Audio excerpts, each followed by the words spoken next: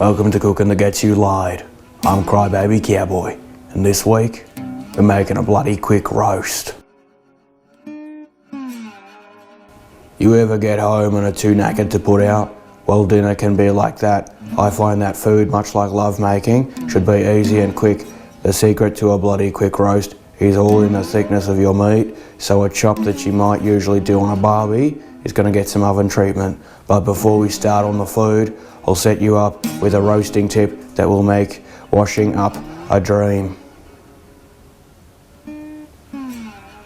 Grab your baking dish and throw down a layer of alfoil on the bottom.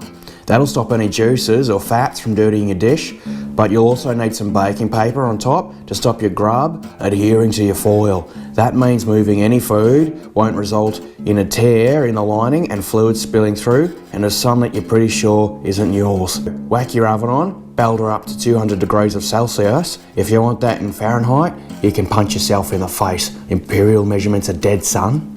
Slice up your veg. Carrots get top and tail and then sliced up into edible pieces. Other veg options for this include onion, broccoli, cauliflower, zucchinis, potatoes, pretty much everything. This is the kind of dish you can fling together with random veg and random meat. You're impartial to a cauliflower. They taste like cack unless they are baked until brown. Then they go all nut flavoured. Nut flavoured like peanut flavoured, not like my mate Barry's pillbox. Don't ask me how I know. Once you've chopped up all your veg, fling it into your baking dish. The good thing is, if you shove too much in, don't we all have that problem? What? Then that's your side dish taken care of for another meal. Once that's all thrown together, you want to give it a good belting of extra virgin olive oil and thrush some salt and pepper over it. Chili flakes are optional if you want to give it a bit of kick. Then plunge your tongs in and give it a twirl.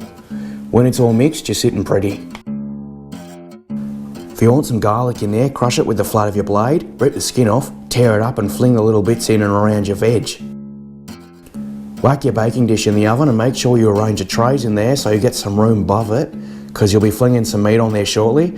Bung your oven timer on for 20 minutes, leave your meat on the bench so it's a bit warmer when you start cooking it, grab a bevy and park yourself next to your special someone. After about 20 minutes, your veg will be kinda ready. Next thing to do is throw your meat on it so you can cook it. Now, if you want to be all fancy, you can seal your meat in a hot oily fry pan before you throw it in the oven, but I can't be stuffed. You want flat cuts, not round, thick buggers of your shoulder or whatever. Give the meat about 15 minutes, then flip it and give it another 5 to 10. Feel free to cut it open to see if it's done or not. First thing you do is whack your meat off, just flop it on your plate. Then chutney. Now you can go cheap or expensive with your chutney. Whack a good couple of dollops on there and mix it through all the veg.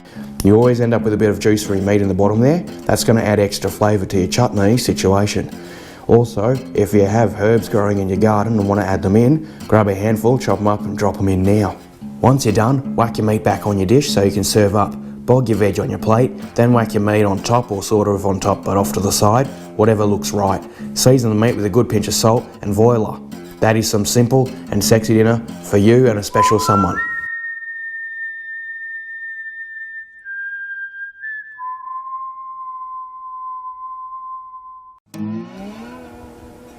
So that's the bloody quick roast. A meal that's as easy as you.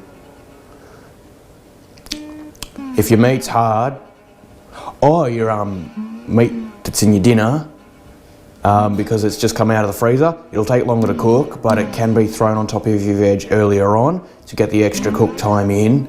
And don't be afraid to give chutney a whirl. Being experimental is bloody good form. Like and subscribe for more. Check the flonk below for ingredients. What's the flonk? Right. Like and subscribe for more. Check the flonk below for ingredients and a link to my Facebook. I have one. If there's anything you'd like to see me make, leave a comment below. And until next time, I'm Crybaby Cowboy. Bonza Pedate.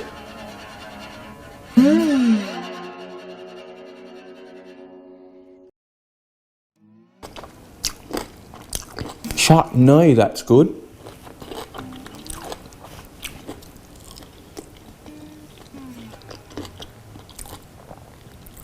Where have you been all my life? Where's Shazza been these past few months?